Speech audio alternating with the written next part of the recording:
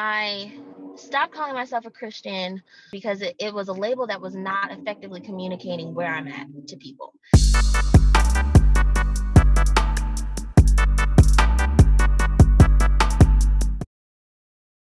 Hello, welcome back to my channel. My name is Shakara, but you can just call me Kara. And we're back for another conversation. This is a tough one, perhaps. I don't think this is difficult for any of us to talk about, but it could be a sensitive topic. That's the word. It could be a sensitive topic for some, but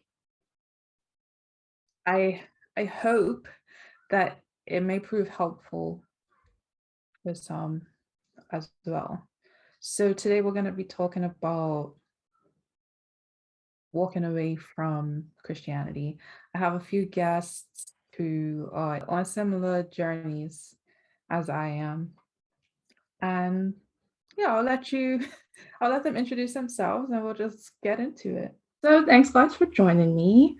Like I said, we'll just start with a quick introduction. I don't know if who wants to go first. Somebody volunteer. No worries. My name is Jovan Mclean. I am a Bermudian. I am currently in the States. I've been in the States for a little while now. I guess my religious background would be that I grew up Seventh-day Adventist. My dad is actually a pastor of the Seventh-day Adventist Church, and it's been in the family for a little while. I will be technically considered like the third generation of Seventh-day Adventists in my family. So hi everyone, I'm Kara. I'm from Detroit, Michigan, but I live in LA now. I was born and raised Seventh-day Adventist. My dad was a lay minister and head elder in the Seventh-day Adventist Church for basically my entire life. And I'm like fourth generation. I was fourth generation Seventh-day Adventist, but I'm not anymore. I'm Paul, born and raised in LA. Born and raised Seventh-day Adventist, I guess. I'm fourth generation SDA. So I don't have any direct descent from any pastors or anything like that, but my entire family, from my great grandmother down to like a couple people even in my generation, have all been lay workers, Bible workers, that whole thing. Just it's yeah. My mom's side of the family is all up in the church. I just left formally this past summer. So yeah, it's still kind of fresh. I've been on my way out for a minute, but finally kind of made it official. So yeah. I also grew up in the Adventist church. I don't know that it was like a generation thing. Like my nana was SDA, my dad's mom, and then my mom joined the church because of her. So it was like low-key third gen, but not really. I decided to leave the Adventist church in like 2011 because I just felt like I didn't agree with the way that the people behaved. And a lot of the doctrines just felt really silly, for lack of a better term. Like it's a lot of focusing on things that don't matter. I got tired of hearing sermons about why we come to church on Saturday, because I'm like, okay, yeah, we all know that. That's why we're here. I felt like they were more focused on things like piercings and tattoos and unwed mothers, just silly things that were not feeding the soul. And they were just focused on what day you worship, just all of the things that did not matter. So I was just like, yeah, I don't want to do this anymore. So I started going to church on Sunday, and I guess recently, since I moved to England, I have ceased to identify with the term Christian as well, because Christians are freaking terrorists. It's just the way that they treat people. It's legit terrorism, but that's my when and why I left. Growing up Seventh-day Adventist was very, of course, at first it was just what I knew, just what I accepted.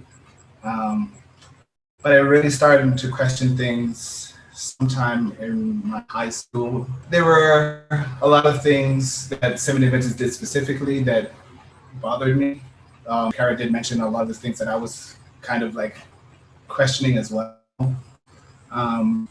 But when it came to the religion specifically, there were some things about the religion that just didn't start adding up to me. I guess the first inkling of when I started to start to think for myself and see, hey, is this the religion that I have chosen for myself personally?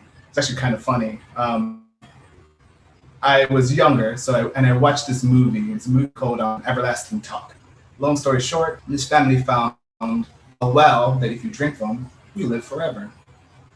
And it began the thought in me where this idea of living forever and what it entails. Because of course, as Seventh-day Adventists, we believe that you go to heaven, you live forever, and happy go after everything after that. And because of that philosophy, I started to struggle with the idea of the meaning behind being a Seventh-day Adventist, the meaning behind why am I investing my personal time, my mental fortitude, and my being into Seventh-day Adventism specifically. And it was a big struggle. I actually had ideas started to continue as I continued to battle myself, because now I'm battling something that I've grown up knowing is the truth. When I was younger, I accepted that Seventh-day Adventism was the truth, like the right religion, the right way to go to heaven, all that fun stuff. And now I'm battling that, and so I used to have really bad panic attacks just thinking about it, just going over the idea in my head. And because of that, I had to step away for myself because my mental was taking a severe hit. And what I decided to do myself was step away from the religion and reassess what everything meant to me. And then if it brought me back to Seventh-day Adventism, great. And if it didn't, then it would lead me to somewhere new. And somewhere new is where I am right now. I was raised super Adventist. So where some people, were in it, but not necessarily super immersed in the doctrinal aspect. I was doing I was homeschooled and doing Daniel and Revelation for my Bible classes every day when I was 11 years old. So when I say I knew it, my dad only preached prophecy. And so that was what I was hearing week in and week out for the first 20 years of my life. And that's besides being going through Christian education, from being homeschooled in kindergarten all the way from graduating from Oakwood University in 2012. My first non-Seventh-day Adventist educational environment was law school when I was 23 years old. And so just being super immersed in it and knowing why I believed what I believed, I was Adventist and very Adventist for a very long time. But when I was in college, 19 going on 20, I started just developing a relationship with God for myself. And that was what eventually sparked a gradual coming away, initially just from the cultural aspects of Adventism, just because I gained an understanding of the idea that God is love, and if God is supposed to be all-knowing, all-powerful, X, Y, and Z, then there's things that people believe about God that doesn't gel with that with that premise. And so I was still Adventist, but kind of shaping my Adventism and my belief in prophecy around that this understanding of God that I was gaining.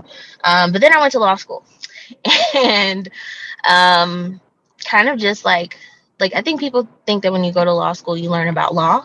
But it's actually an education in research, writing, and how to build and tear down arguments. And so it's more of a skills-based learning environment. And then you kind of learn how to plug in information, because lawyers are paid to think for people.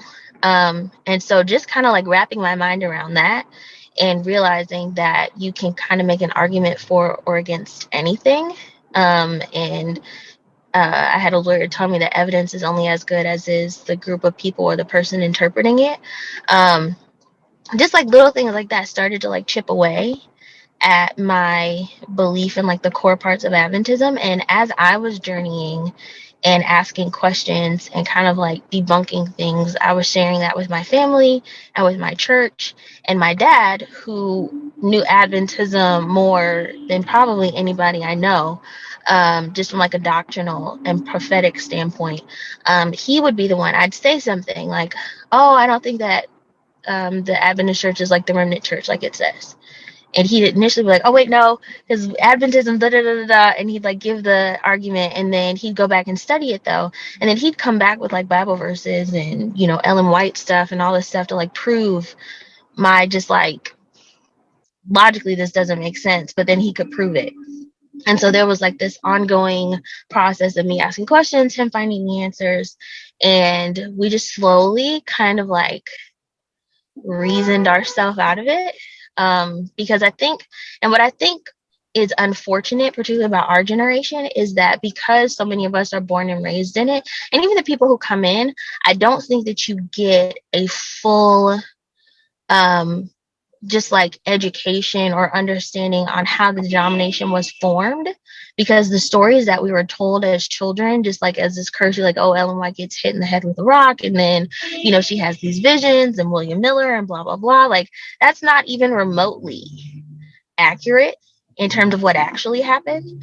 And for me, once I found out what actually happened, it was like, if nothing else, there's no logical reason for me to feel like this is absolutely the truth and the end all be all, and there's no other way to view God and Jesus and the second coming or anything else except through the lens of Adventism. If nothing else, there's nothing concrete to base that belief on. It's all people's visions and ideas and their study. None of these people were theologians. None of these people were historians. None of these people, you know, were formally educated for real. And so, like, it's like you're taking their word for it, basically. And if that's what someone wants to do, you know, I'm not going to knock you. You know, if you have a full understanding of what it was, because even that, like, let me just say, I don't understand being a Seventh-day Adventist and not being a Seventh-day Adventist, full, like, through and through. I don't understand. I don't know if we can cuss. I don't understand half-assing it. I don't. Like, when I was an Adventist, I was an Adventist, like, through and through, and I knew it like the back of my hand. And so to hear people say, like, oh yeah, I'm an Adventist, but like I don't deal with all that prophecy stuff. I don't, like, that's what a Seventh-day Adventist is. Like, what is even the point of being it if you don't even know all of that stuff? And so for me, it's like, first of all, like, just educate yourself. Just take the time to learn what it is that you're supposed to believe. And then if you do that and you still believe in it and you choose to, you know, take their word for whatever else, then that's your prerogative. But there's no way anybody who does that is going to sit on, you know, their little pedestal that they put themselves on and tell me that I'm wrong for not agreeing with it. Okay, so Cara hit about half my points, so I'll keep it brief. Thing for me, it was kind of like a gradual burnout. Like, because of how deeply, and I know you guys can probably relate to this on varying levels, because of how deeply entrenched my family was with Adventism, there was kind of no escaping it for me on any level. Like, every little thing I did related back to the church. Every little thing I couldn't do related back to the church. Conversations at dinner, church related. The folks we would see out during the week outside of church people and whatnot. To the point where when I started hanging around other people from school or my non-Adventist relatives on my dad's side is completely like not even churched. They're Christian in the loosest sense of the word. They are Christian in the sense of how it relates to the Southern African American experience. And I think a lot of what kind of helped, led me out of it was interacting with other people who weren't Adventists. As cliche as it sounds, just kind of realizing there's a bigger world out there and talking to other people. And like, my underlying philosophy in life had always been like, just do no harm. And so I would meet people, even at Adventist schools or whatever, who weren't Adventists. They just got transferred. They just got placed in these schools because the schools had good ratings. I think more than half my senior class was not even from this country. And the locals or whatever were, they were just, locals and whatnot, but they weren't Adventists. Like, we had a lot of Muslim kids. We had a lot of Buddhist kids. We had a lot of kids who were just atheists and whatnot. And making friends with them and having to make friends with them kind of just exposed me to all this stuff. And I'm just like, I don't understand the rhetoric, a lot of the rhetoric that, and I know hearing a lot of the Daniel Revelation stuff you heard, Cara, you can relate to this. A lot of the rhetoric we would talk about growing up, whatever, would be kind of offensive in regarding to people who weren't Adventists. It was a lot of us versus them stuff. And that always rubbed me the wrong way. And I would go home and I would ask my mom about it, and she would just be like, well, that's just how it is.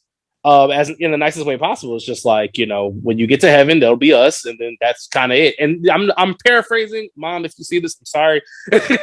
I'm paraphrasing the best I can in my memory, but that was the gist of it. It was like, it was kind of an environment or this ongoing atmosphere of A, don't ask so many questions, but B, when you ask the questions, understand that the answer is always going to be, if you are not Adventist, I can't do nothing for you. And I'm like, that don't sound Christ-like. Exactly. Like, because the thing that always used to bug me, like, as a kid, I was really big into history and whatnot. So obviously, like, the Old Testament is like my bag. That was my thing because there was so much history there. There was all these debates I had with teachers growing up about Genesis and, you know, whether or not dinosaurs actually existed, the flood, all that stuff or whatever. So that was my bag. And so you would ask people like questions about stuff, and it would always kind of come back to this same answer of, well, we learn these things and everything because, you know, at the end of the day, all this relates back to our experience as Adventists. And I'm like, but God created a bigger world than just us. We're not in the Bible. Nowhere in the Bible says Adventist. Okay, but and teachers would always get mad at me when I would point that out because I'm like, we're not in there. Like, everybody in the Bible is Jewish for the most part. Like 75% of the Bible is about Jews.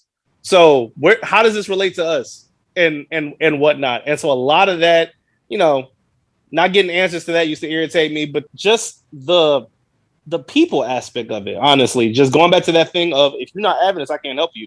Even so much as, I mean, that being our approach to non-church people in general, even our approach to each other used to like irritate me. Like, I had cousins that I used to love who would just pop up one day with a kid and then you wouldn't see him again for a couple of years because the church would just be like, okay, I don't care if that's your nephew, your son, your daughter, whoever, or whatever, they messed up. You can't deal with them no more. And I know we don't have a formal regulation, or I don't know, we didn't have it in California. It might be different in other parts of the world as far as Adventist churches go, but we didn't have a formal rule coming down about like excommunicating people, shunning people, disfellowshipping people and all that. But without having a term for it, I mean, that's basically what happened. And I would see these people get that way, but then we would turn around and be like, love your neighbor, or wonder why we don't have people in the seats. And as I got older, matriculated, went through Oakwood and everything, and got to see this, you know, see other versions of it, running into more people and whatnot, like myself, who came up as heavily church as I did, and seeing that, A, I wasn't crazy for feeling the way I was, and B, seeing other people just kind of get burned out too, like, you know, eventually I just kind of decided, like, okay, first for me, it was the cultural thing. Like, I had a cultural disconnect. I was like, I don't vibe with the culture here. But over time, I've found it even more increasingly to be like, I don't even want to associate with you guys because I can't be the only person. They like to say all the time, whatever, be the church you want to see. Okay, I'm at a point now where in order for me to do that, I have to leave. I can't come into your mess and be what I want to see, and nobody else is with the program. Nobody's trying to hear the program because as far as you guys are concerned, I'm being the best that you guys have to offer. And the way I see it is like, we just not compatible at all. So that's kind of where I'm at now. COVID kind of came in a very interesting time in my life where it's just like, okay, we're not already going to church anymore. So that just kind of just sealed the deal for me. It's just like, okay, I have no desire to actually go back to a physical church, any church gatherings. The closest I get to Adventism now is talking to my family. That's it. It's interesting that you say that because that touches on the next point. Just talking about where you are now, and I guess I've had this similar experience. So before I left Bermuda, I was heavy in the church, not so much the Adventist church, because like I said, I left while I was still at Oakwood. I was just like, yeah, I'm at the school, but I don't really mess with you people anymore. So I started going to church on Sunday, and I joined because I used to sing on the praise team, and then I just started to go more frequently because I felt like I was getting fed in a way that I wasn't at my Adventist church. And I was like, see, they don't tell me why I'm coming to church on Sunday. They just come. Like, you keep talking about, oh, the Sabbath is the seventh day, and this is why we don't go to church on Sunday. I'm like, yeah, we know that already. Thank you. And then even with this fellowship of girls who get pregnant and not like pregnant before they're married, like it's not adding up. Like, you're not showing the love of the Christ that you keep talking about. Like, you're saying one thing and doing something different, and it doesn't make sense. So I felt more connected. Like, I felt like I was having a better relationship with God at my Sunday church. So I was like, well, why do I keep coming here? I'm not going to do that anymore. So I did that, and I was very heavy, very active. I sang every Sunday. I was there every Tuesday night.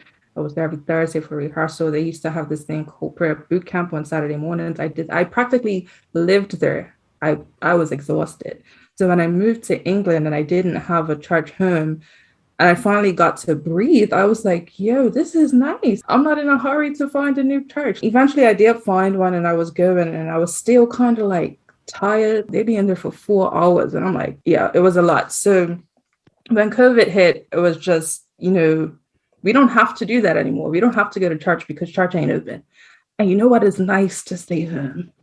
And if we truly believe that God is everywhere and he knows everything, and God can be with me right here in my room, like, and I was just seeing more and more, like having that disconnect physically, and just being able to observe how people behave as Christians also pulled me away from it, because I was like, well, why are you doing that when you say that you are all of these things? Like, if this is the definition of what a Christian should be, then why are all of you Christians the opposite of that?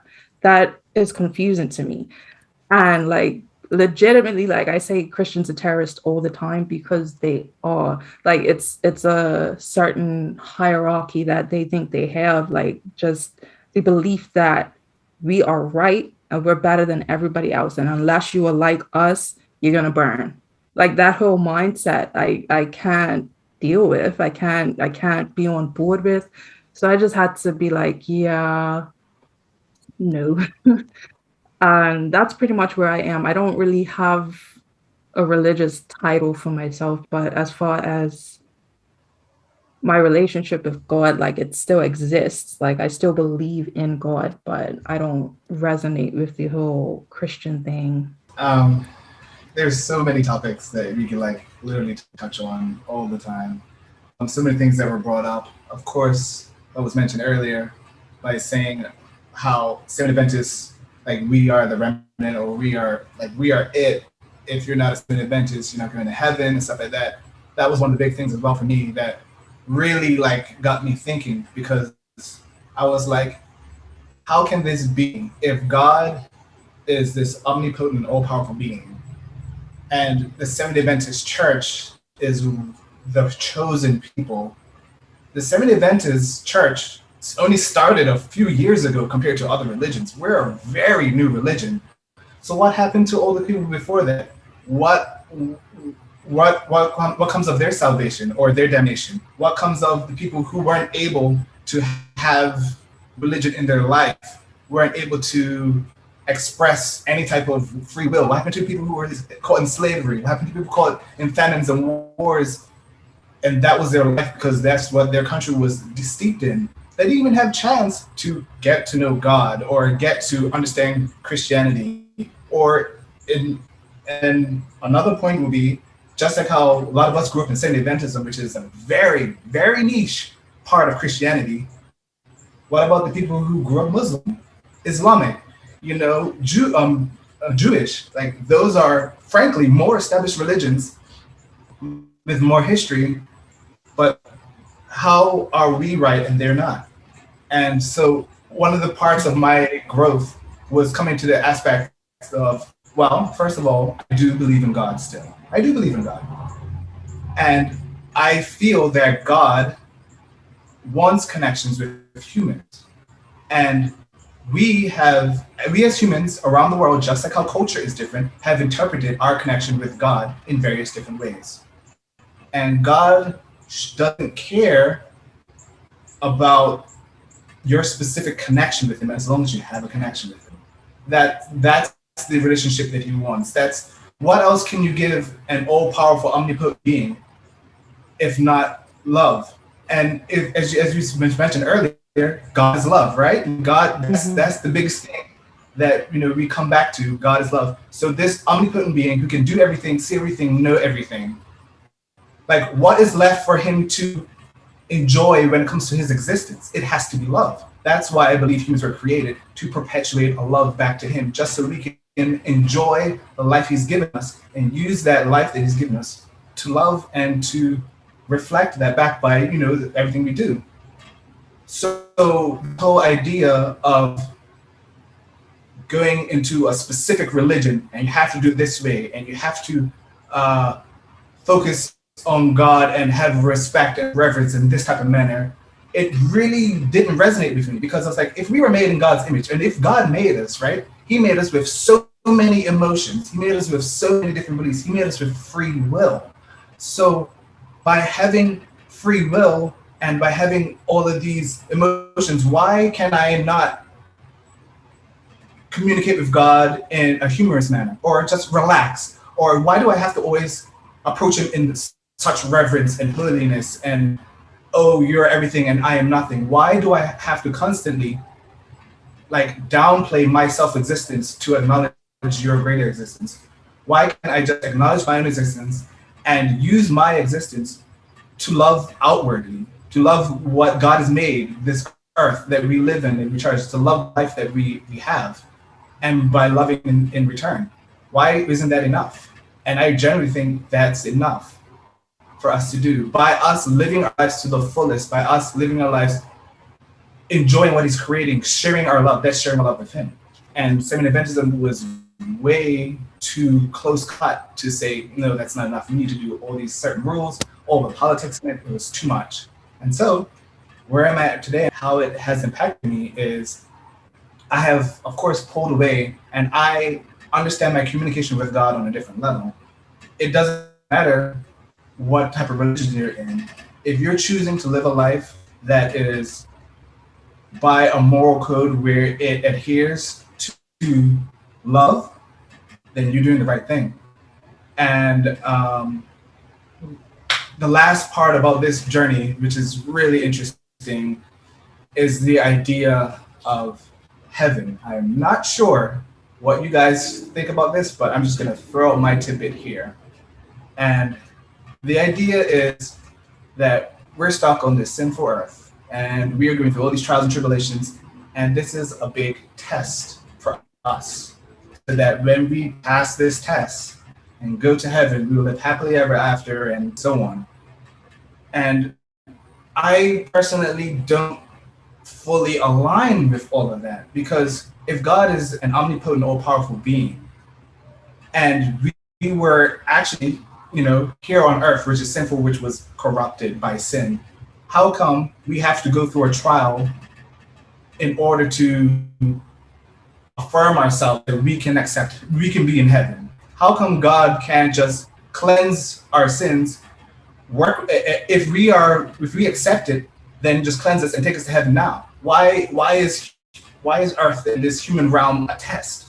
Like, that isn't a form of love to me. That's just a form of religion that is used to create people, to force people into certain roles and into certain beliefs. I believe that humans, we are made as finite beings intentionally. But if we can use the best of what we have and work together as much as we can to show love in our own lives, if everyone was to do that, then it'll be a much better place. And then we can enjoy our lives for what God has given us, this finite life on earth.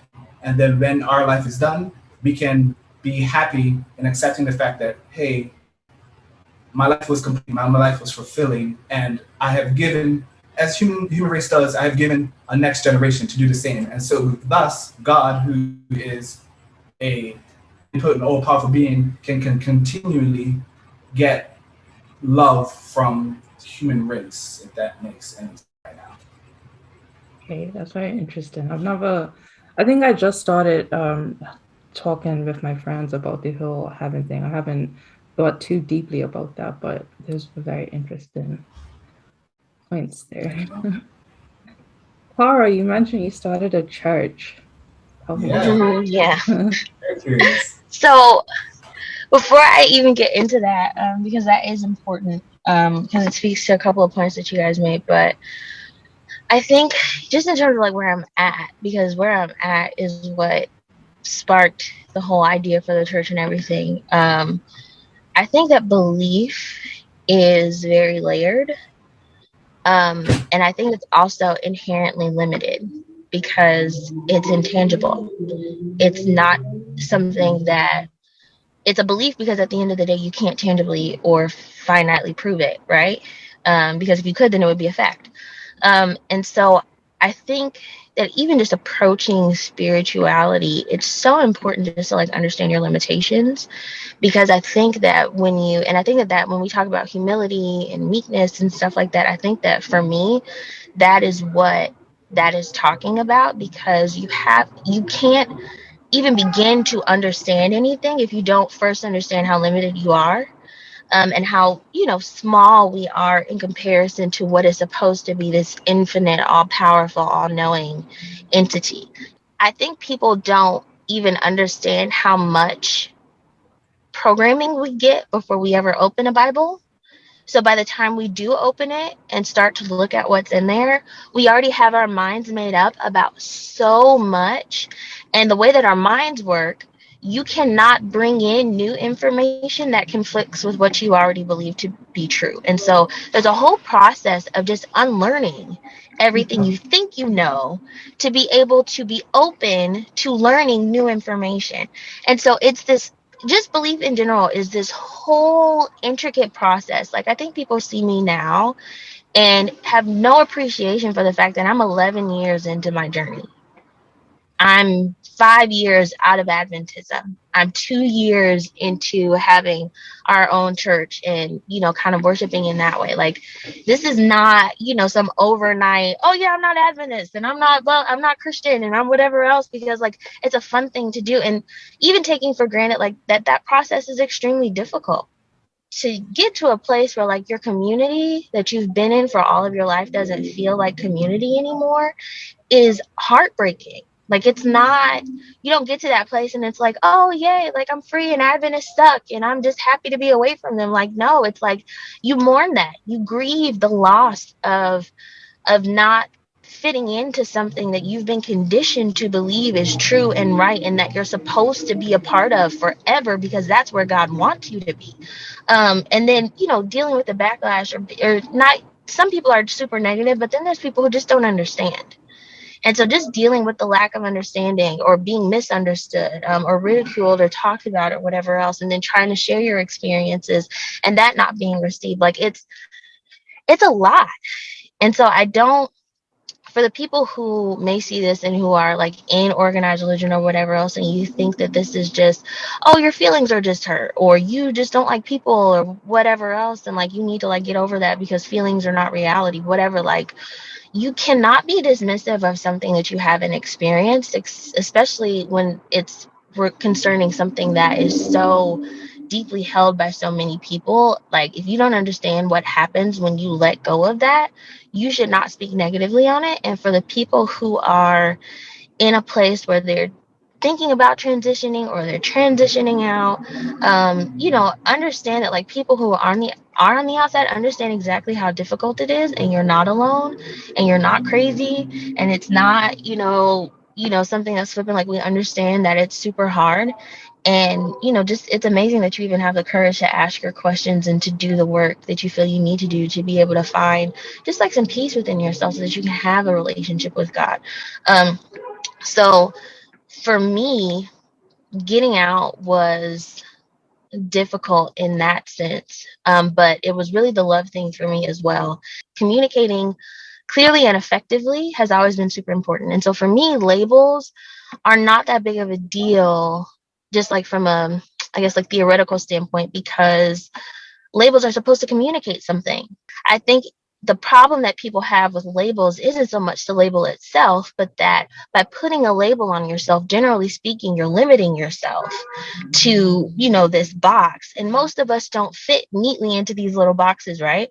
And so for me, I stopped calling myself a Christian because it was a label that was not effectively communicating where I'm at to people. I was either getting like a lot of like reservation from people who weren't Christian because of what Christians are generally known for, or I was getting, well, if you're a Christian, you're supposed to believe blah, blah, blah from Christians who, have their minds made up about what Christianity is supposed to look like. None of that fit me. And so it's just like, from just like a practical standpoint, calling myself a Christian, forget what it's supposed to be. What it is in practice, what that label means to all people, both in church and outside of church, is not an accurate reflection of who I am. And so I can't in good conscience call myself that because it doesn't communicate properly. And so what I did was, I was in a space where I was trying to figure out if there was even a label out there that could accurately communicate what I believe. And I just kind of like stumbled upon the word agapism, which is a derivative of agape love. And it basically just means that you believe that love is the highest moral imperative. And so I do use Christocentric in front of it. So when people ask what I am, I say I'm a Christocentric agapist, because it's my belief in Jesus that brings me to a place of belief in love. But you can be anything and be an agapist. You can be a Buddhist and be an agapist. You can be a Muslim and be an agapist. You can be an atheist and be an agapist. And I think for me, it's what was just said about how, like, at the end of the day, love is the most important thing. And whatever it is that you believe that gets you to love, it's irrelevant. Like, all God cares about is you being a loving, decent human being. And if atheism is what gets you there, I can't believe that an infinite God has so much ego that God would be offended by like humans who that God hasn't even fully revealed itself to. Like, I'm mad that you don't believe in me. Like, come on. That's just stupid. Or like, if that is what God is, then I want no parts. And that's the other thing. Like, for me, it's like, I think there's like a risk loss assessment that has to be done. Like, what do I risk by believing a certain way versus what I gain? And for me, if God is the God of Christianity, then you could not pay me to spend an eternity with that person. Like, there's no way in hell that I want any parts of that. And so please send me to hell. Please, because you're a narcissist, you're a psychopath, you have Munchausen by proxy syndrome, like, you're a nut. And if people want to bend over backwards to spend an eternity with you because they somehow think that that's going to be an enjoyable experience, then by all means do that. But if that's what it is, then bye. I'll take a slow boat to hell. Like, and there won't be any knee bowing, no tongue confessing, nothing, because you're crazy. But if God is who I believe that God is, and that's just, a God of love who is infinite and so much bigger than all of this. And all of this has a bigger purpose than even our existence. Then the only thing that makes sense that could be a universal principle for everyone who has existed at any time period, in any religion, in any culture, at any point during Earth's existence. Love is the only thing that can be applicable no matter what. And so that's the only fair standard to judge everyone by, in my opinion. And so, landing on agapism, we ended up calling the church the one rule church. The one rule is love. And the idea is that I believe community is important. And I think that the best parts of the Adventism, when I was Adventist, was that sense of community. It came with strings, but it's like, if you were a good Adventist, then you got that love, you got that support, you got that encouragement. And that's what I think the value of community is supposed to be. And so I think that you can give that without all the extra stuff.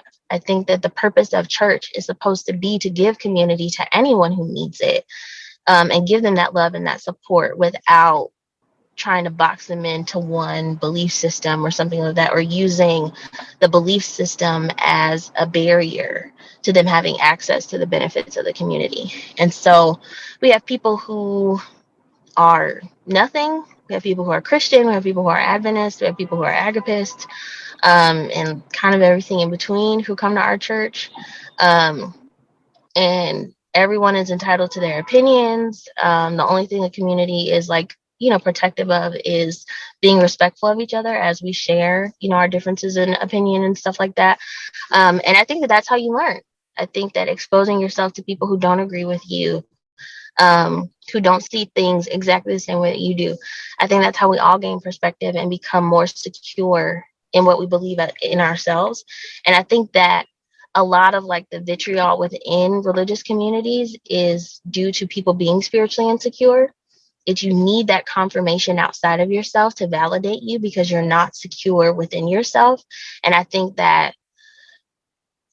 religion is kind of designed for that. I don't think it's designed for people to be confident in who they are and what they believe. I think you're taught to rely on other people's perceptions of you to tell you who you are.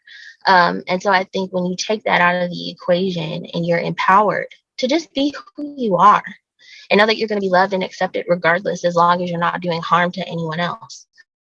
I think that just, it makes it easier for people to put their guard down and be vulnerable and to not be so defensive about their beliefs and to be able to really freely explore it and see, just like where you land.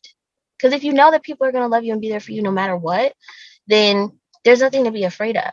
And you can journey with God genuinely and authentically and transparently. And, whatever happens, happens. Like we literally have people who like have heroin problems and, whatever, like alcohol problems, whatever else. And they'll come in church and say like, yeah, like this is what I'm dealing with. And it's like, okay, like what can we do? Like, who can judge you? Like, I love you. I just want you to be happy and healthy. Like, what can we do to support you in your journey? Like, we love you. We're going to be here no matter what. And like, that's what I always wanted from Adventism. I didn't get that. And I'm, just glad that we were able to create that environment now. And the plan is to expand it to online stuff as well in the coming months.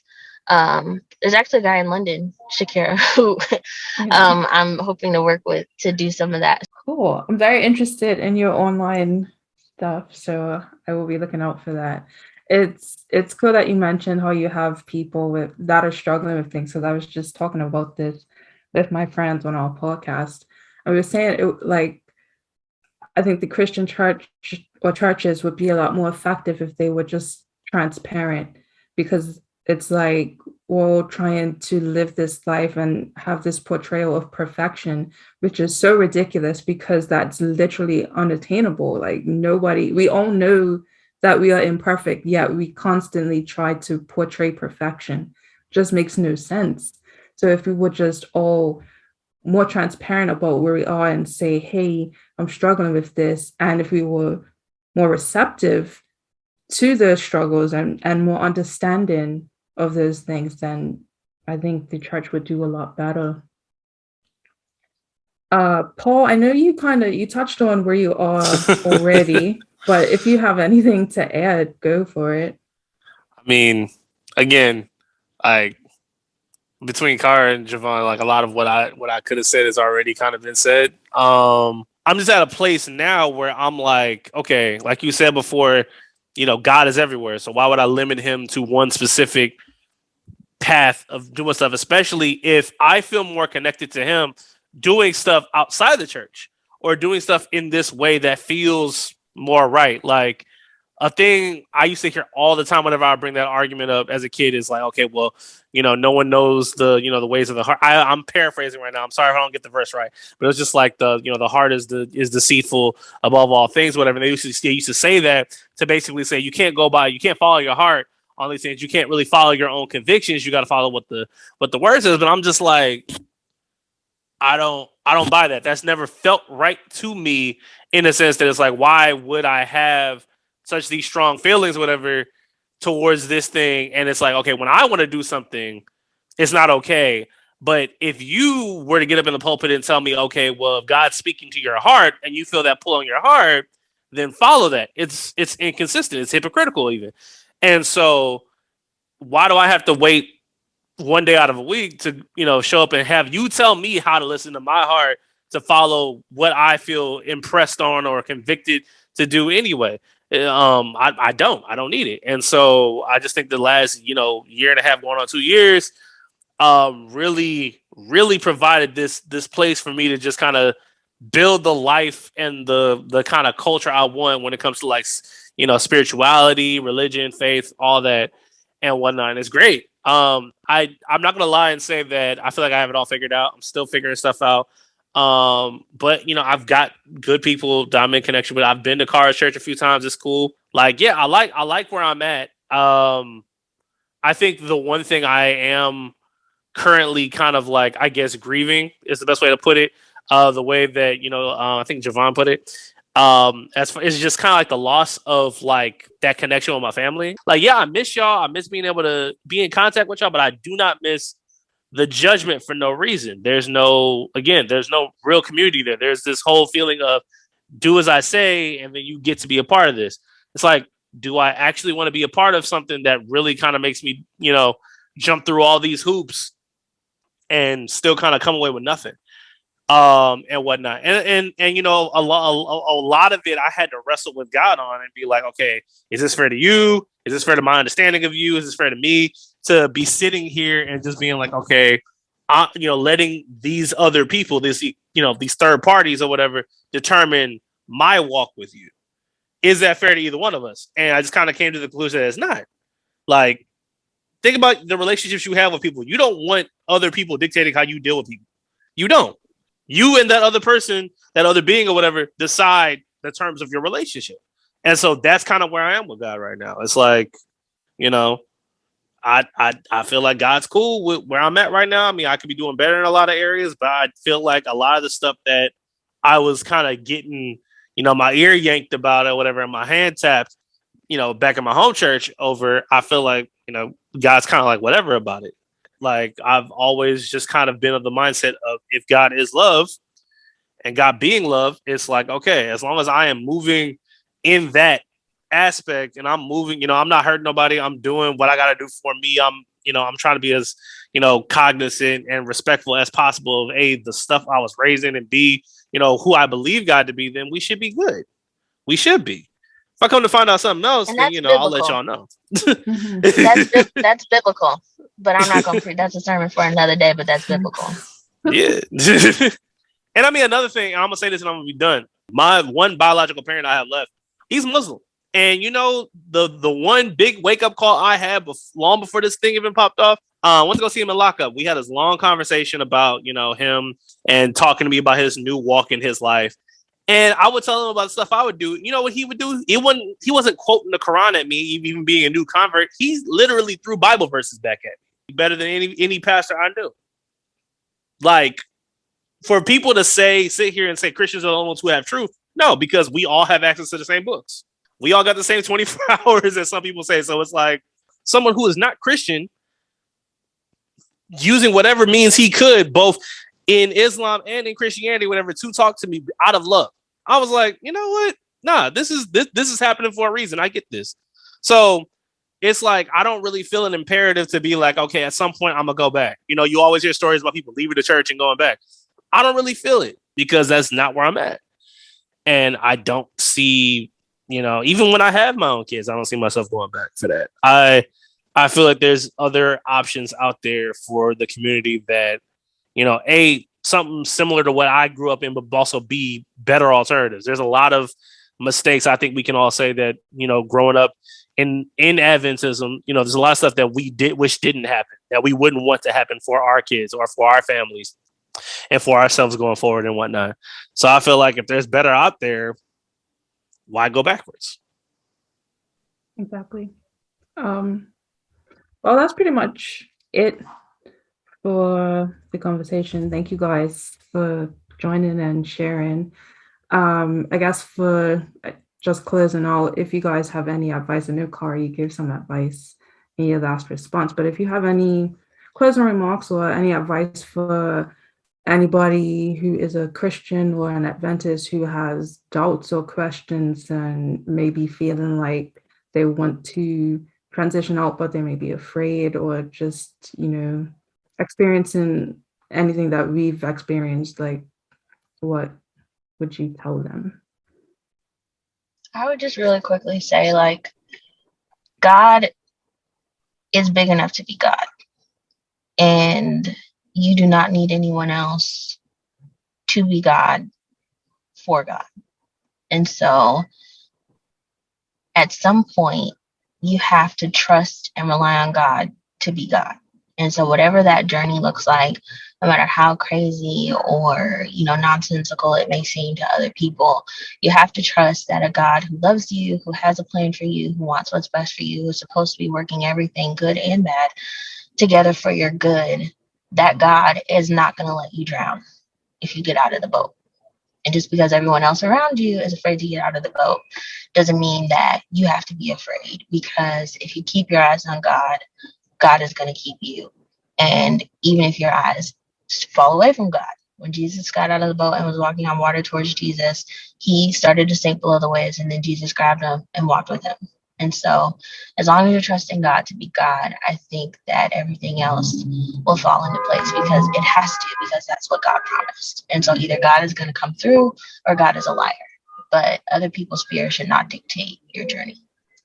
If you are planning on like staying in the religion that you are, whatever religion it is, if you genuinely feel your connection to you being better self in that religion, by all means stay. If you feel that your relationship with God is at its closest, and you feel that your love is you're able to use this religion to perpetuate your love and how you run your life, stay. If you are having doubts and if you are having questions about how you were brought up, how you run into a certain religion and you're having doubts about it, take the time to invest in yourself to relearn. One thing that Kara said that cannot be underestimated is the ability to unlearn something that was taught to you, because humans are beings of nature and nurture. I believe they have equal amounts of weight when it comes to how we think, how we live, and how we think is who we are. So by undoing your nurture, it almost feels like you're breaking yourself. And it's a hard journey. It took me years to accept where I am today. I was having panic attacks, I was having anxiety attacks, because I was breaking apart of, hey, my happily ever after, I don't no longer believe in. What is life for me? And it's a hard choice to make. But go through it, because if you can go through it and come out the other side, understanding who you are personally, understanding who God is to you, you will have the freedom to express the free will that we have as, be sentient beings that God has created. So take the time, invest in yourself, and God, as Carrie also said, like, God will not let you drown. Like, it's good. If I could do it all over again, the one thing I think I would do differently is like walk a lot stronger in the questions that I had. A lot of times there was things that didn't make sense to me, things that I wanted to know more about, things that I felt really impressed on myself. And I would take those questions and they would get slotted down, and I would just, kind of, let them fester, or, think I would forget them, but they would come back later on. And they do come back later on. Like the stuff that you don't get answers to, like, first off, understand that those things got put on your heart for a reason. So they will come back around, and you're going to have to deal with them one way or another. So the things I would say is, don't be afraid to ask those questions. Don't be afraid of the unknown, but also prioritize having good people around you. And I know that's a very loaded statement to say, but like really, really like investigate the people that you have around you. Make sure the community you're in is like genuinely invested in your well-being and everything, because no one does this alone. No one walks, whether you stay in Christianity, whether you leave, whatever you do, no one does it alone. You cannot do it alone. It is maddening. Like, it's a very isolating experience already, just to have those doubts, just to have those questions, especially with the way a lot of our culture is set up, where it's like, you're just supposed to know, you're just supposed to believe, you're just supposed to step out on that faith. You can step out on that faith and tackle those questions, but you cannot do it by yourself.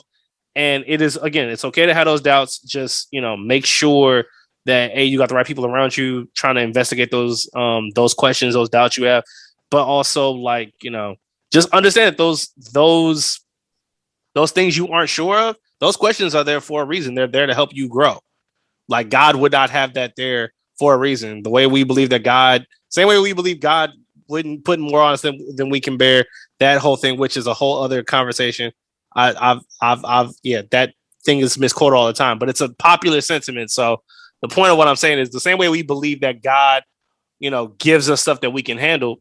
He's giving you these questions. These questions didn't come from, nowhere. They're there for a reason. This is part of the growth process. This is why we have free will. So don't be afraid of it. Find a safe place, a safe way to, explore these things. And, I personally, I mean, I don't know whoever's watching this, but, I wish the best for you on that walk, just like I, would want that for myself. I think one important takeaway, I guess, is something that we all share. It's just to remember to be good people. Like if we're doing that, if we're being good to each other, we're loving one another, that's the main thing. Anyone who may have doubts and is maybe afraid, I would say just do what's best for you. Like only you can know what's going to work for you. It doesn't make sense to kill yourself mentally, physically, spiritually, staying in an environment that is not healthy for you. Only you can know what is healthy for you. So take the time to figure out what your needs are. They're constantly changing. We're constantly learning, unlearning, and growing. Don't be afraid of that. And just remember to be good people. And that's it. Thank you guys for having this conversation with me. If you're watching, you can follow everyone. I don't know all of your ads offhand, but follow everybody on Instagram. Follow Cars Church, the One Real Church. Look out for the online thing. I know I will be. Yeah. Thanks again. Later, Thanks y'all. for having us. Bye. Thank you so much for watching, guys. I hope you enjoyed this video. I know it's a kind of a sensitive topic, but I'm just so grateful to my guests for being so willing to share their experiences and just where they are in their walks. If you feel like you can relate to anything that was said in this video, please feel free to leave a comment. Make sure you give this video a thumbs up. Make sure you subscribe to Cara's channel, Cara Marie Young, and you can learn more about the One World Church and agapism over there. And yeah, I'll talk to you in the next one. Bye.